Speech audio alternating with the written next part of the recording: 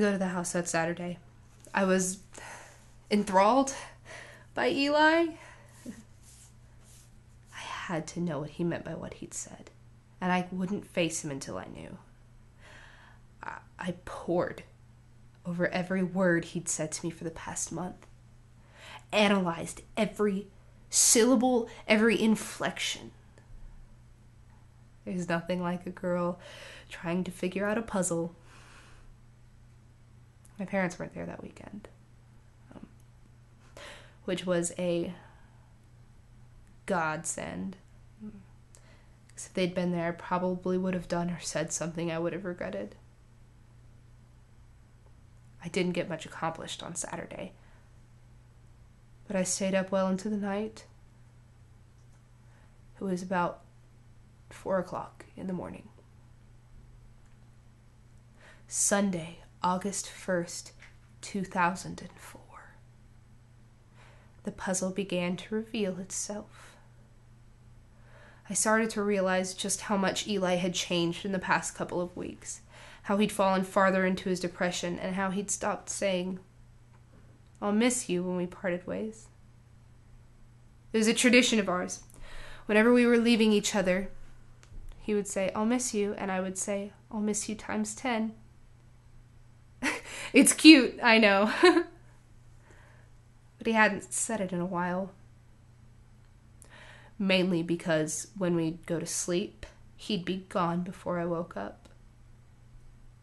But he was distracted by something. It was like he was conditioning me for something.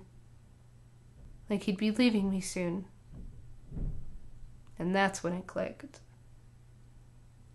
I was still in my pajamas, running down the street, nearly naked, running towards our house.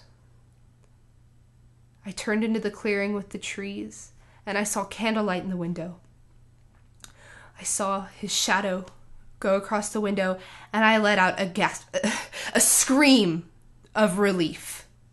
And I ran towards our house, and I clambered up that ladder as fast as I could, and I burst through the door, and he was just sitting there against the wall. As soon as I saw the silver gleam of that revolver in his hand, I burst into tears. I couldn't move. I couldn't speak. I was just frozen there. The barrel was pressed against his head as his eyes stared at me, and I stared at him, trying to figure out what to say. What could I say to make him not pull that trigger? But he was already gone, his lifeless eyes fixated on me. Forever had drank itself into oblivion, and time ceased to exist. Weakly, he said, "I'm going to miss you."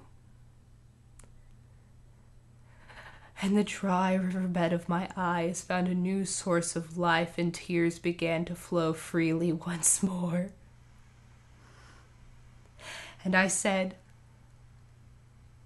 "I'm gonna miss you times 10, Eli." And he pulled the trigger.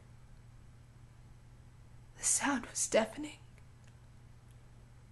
I just stood there, frozen in the doorway.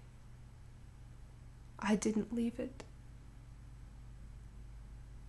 And I don't think I ever will.